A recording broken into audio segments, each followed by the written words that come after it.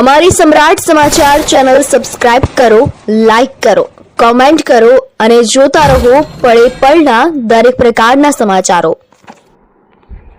તળાજા નગરપાલિકા દ્વારા જનકલ્યાણ શિબિર યોજાઈ, વિવિધ યોજનાઓ અંગે માર્ગદર્શન અપાયું।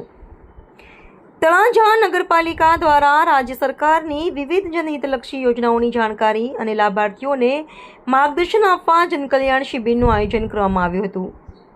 શહેરમાં સાંઈબાબા મંદિર પાસે યોજાયેલી આ શિબિરમાં નગરપાલિકાના વિવિધ વિભાગોના કર્મચારીઓ ઉપસ્થિત રહ્યા હતા। શિબિર દરમિયાન નાગરિકોને સરકારની વિવિધ કલ્યાણકારી યોજનાઓ, સહાય યોજનાઓ તેમજ જરૂરી દસ્તાવેજી પ્રક્રિયાઓ અંગે સમજણ આપવામાં આવી હતી। જો કે શિબિરમાં અરજદારો અને નાગરિકોની પાંખી હાજરી જોવા મળી હતી। શિબિરમાં કર્મચારીઓ ખુરશીઓ પર હાજર રહી અરજદારોને માહિતી અને માર્ગદર્શન આપી રહ્યા હતા।